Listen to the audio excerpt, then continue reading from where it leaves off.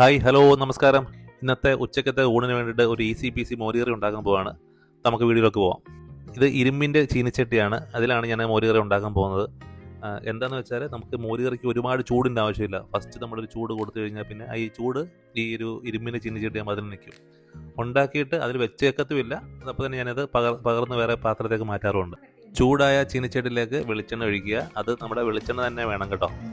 വെളിച്ചെണ്ണ ചൂടായ ശേഷം കുറച്ച് കടുകും കുറച്ച് ലേശം ഉലുവയും കൂടി ഇടുക. കൂടെ തന്നെ വറ്റലമുളകും കറിവേപ്പിലയും കൂടെ ആഡ് ചെയ്തു.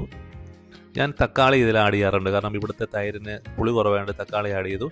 2 പീസ് പച്ചമുളകും അതിൽ ഇട്ടിട്ടുണ്ട്. ഇതിലേക്ക് ഞാൻ മഞ്ഞൾപ്പൊടി, മുളക് പൊടി, ഉപ്പ് ഇതും കൂടെ ഞാൻ ആഡ് ചെയ്തു. എന്നിട്ടൊന്ന് ചെറുതായിട്ടൊന്ന് ഈ പറഞ്ഞിട്ട് വഴറ്റിയെടുക്കുക. വഴറ്റിയെടുത്ത ശേഷം ഇതിലേക്ക് കുറച്ച് വെള്ളം കൂടി ഇതിനകത്ത് ഒഴിച്ചു കൊടുക്കുക. നന്നായി തിള വന്ന ശേഷം ഞാൻ ഈ ഗ്യാസ് അങ്ങ് ഓഫ് ചെയ്യാറുണ്ട്. കാരണം ഇതിൽ ഓൾറെഡി ഞാൻ പറഞ്ഞില്ലേ, ഈ നമ്മുടെ ഇരുമ്പ് ചീനിച്ചട്ടി ആയതുകൊണ്ട് ഈ ചൂട് അതിലുണ്ടാവും. അല്ലെങ്കിൽ എന്താ സംഭവിക്കുന്നത് വെച്ചാൽ ഈ ഒഴിക്കുന്ന തൈര് പിരിഞ്ഞിട്ട് നമ്മുടെ പഴയ ആൾക്കാർ പറഞ്ഞാൽ ഉന്തും വെള്ളമായിട്ട് മാറി മാറി കിടക്കുന്നത് കാണാം.